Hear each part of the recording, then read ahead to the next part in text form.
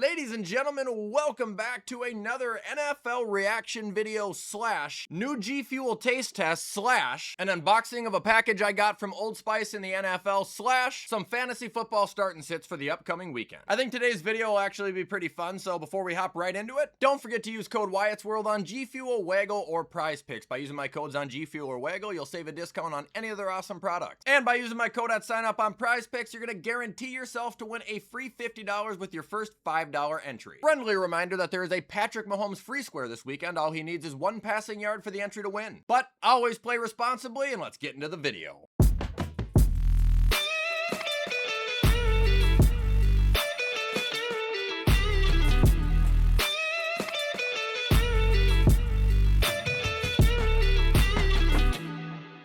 Okay, so starting off with the reaction to last night's game, obviously here. I kind of have a lot I would like to say about this. There is some good, there is some bad, and I think we should start off with the bad first. And the bad from last night's game is that as great as Josh Allen, statistically did, what was he, 22 for 28 with 3 touchdowns? I don't think the offense looked like they were playing at full steam. Josh only threw 1 ball over 10 yards in the air. On top of that, this was pretty uncomfortable for like majority of the game to watch because it was very close. The Dolphins played very hard. Defense didn't look like they were at their best, and honestly, I have to give credit. McDaniel, he coached a good game. So those are some of the things I don't feel great about coming out of the win. But no, you look at it as a big picture, the good. Well, I'd say it was pretty good that with our offense playing like that and also missing like a ton of our defensive players, we were still able to win by double digits. That's good. I think even with, Josh Allen, like I said, not throwing the ball deep, he still made his presence known. That shuffle pass touchdown, that was awesome. Kincaid, he was playing like a lot better of a tight end yesterday. That was great to see. So anyway, kind of digging into the game here, looking at the Bills overview first here. James Cook, that was his biggest rushing day versus Miami ever. He played out of his mind, and there's people upset because he's using a smelling salt before he takes a snap. As far as I'm concerned, there's nothing illegal about that, is there? I could see him saying, hey, keep it off the field, but as far as I know, teams can just not supply them for the players, but players are allowed to use them. Josh, he had a very important scramble, a couple important scrambles in there. As you can see here, Kincaid led receiving 5 for 66 and a touchdown. Shakir had a touchdown. Elijah Moore continuing to make his presence known. Keon Coleman continuing to be physical, and Tyrell Shavers reminding the Bills that in an emergency situation, that man can be effective. He had a couple nice catches that we needed, and also hit some important blocks that were being highlighted too. Defense, they were really slow all game too, as you could probably imagine. We didn't get a sack. We didn't get a pick until the end. Prater had an ugly miss. Like I said, it wasn't the greatest day. Now looking at Miami here, Tua, he only threw for 146 yards out of 22 completions. A-Chain had 12 carries for 62 yards. Ollie Gordon had the touchdown. Ollie Gordon continuing to be very useful as well. And receiving was led by Tyreek and Waddle, as it should be, who also both had a score. Do you guys see the announcer that just randomly started talking about Tyreek's domestic violence? Like, I get it. If you smack a woman, you should definitely be outed for it, but like right in the middle of a game when it has nothing to do with it seemed almost unnecessary, but it is what it is. Don't do dumb shit. Miami defense was disruptive as hell too. They had 2 sacks, and then you had Terrell Dodson 11 tackles on the day. Like I said, Miami, they played a good game until,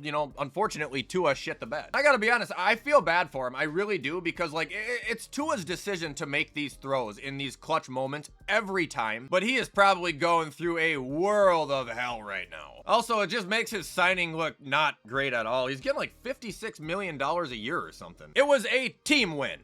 Okay, now it is time for the new G Fuel 2.0 taste test. So this is the flavor. This is the old tub, old formula, hype sauce, raspberry lemonade. And then this packet they sent me is the new formula. I'm excited to try this because apparently it's not supposed to be chalky anymore and not settle, so you don't have to shake it every 2 seconds. So again, right here I have the classic formula. I don't know if you guys can see, it's already chalking up at the bottom, and it's been in here for like a minute. And now we'll try the new. Which, by the way, I don't want to sound like I'm ripping G Fuel. The old flavors are still good. Just a fact. And they're trying their best to address it. They get super chalky.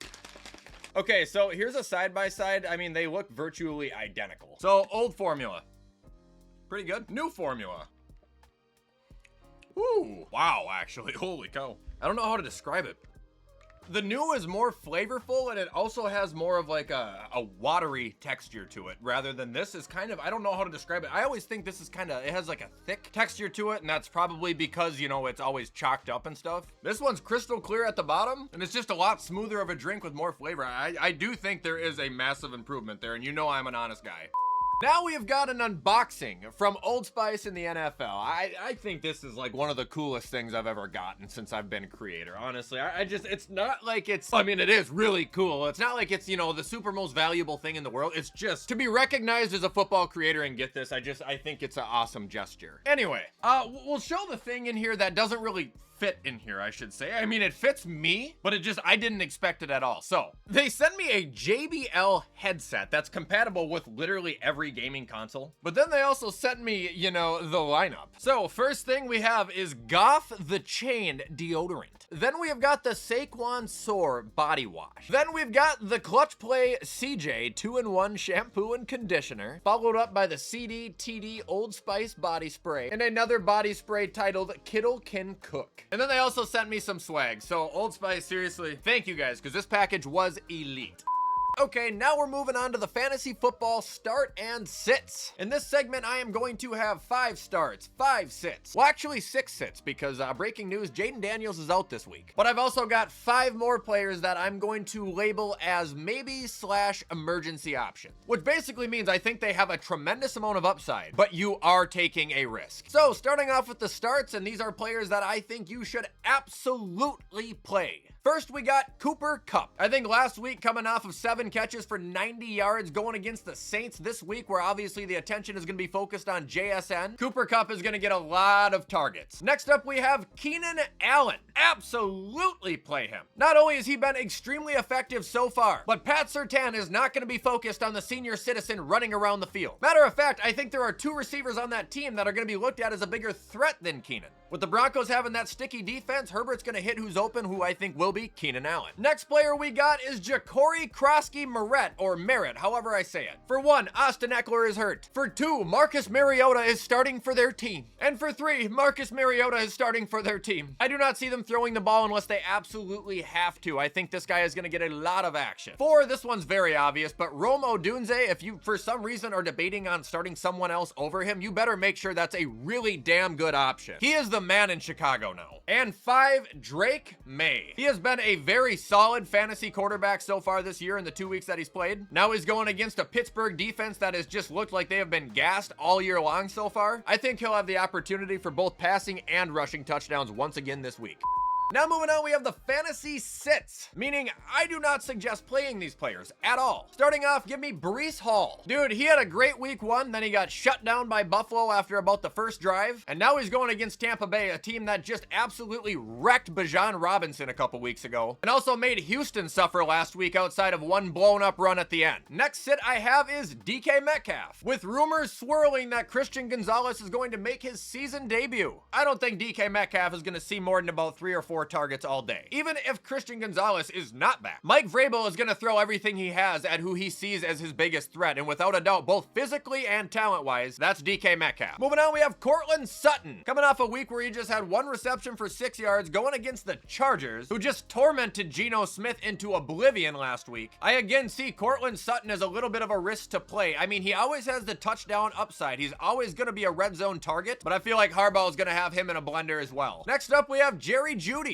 He's been okay this year. 5 for 66 the first week, 4 for 51 the second week. The problem is, it was versus the Ravens and the Bengals secondary. I feel like playing against arguably the best team in the entire NFL, if he's struggling to produce against those 2 teams, it's going to be a rough week for him in Green Bay. And lastly, give me Calvin Ridley. You're playing the Colts, who currently have the 5th best pass defense in the league. The team is red hot, and Calvin Ridley has just not been great this year whatsoever. I know he has the number 1 role tied to his name, much like Jerry Jeudy, but that doesn't always mean they're a lock to play. And now we've got some maybe/emergencies, meaning if you really need a flex or a quarterback, there is a chance you're going to hit the lottery, and there's also a chance you're going to ruin your entire week. So number 1, Troy Franklin. He has been an insanely productive receiver this season so far, and I still think teams are severely overlooking that. Coming off of 9 targets and 8 receptions for 70 yards and a touchdown, I think that he has upside. Moving on, we have Carson Wentz. He is going to light it up. I'm talking 300 yards, 3 touchdowns. or he's gonna throw on the most generational stinker of our lifetime. Number 3, Harold Fannin. Again, very productive guy. Hauled in 12 out of 14 targets this year. The only problem is he just doesn't get a lot of yardage for it. 4, Brashel Tootin. He's expected to play this week, and I think last week showed everybody that he's going to be used as a multi-tool in that offense, both catching and rushing. And last we got is Quinshon Judkins. I think he's going to receive a lot of opportunities versus Green Bay. It's just he's playing the Green Bay Packers. They have the second best run D in football currently, and I think they're only getting better by the week.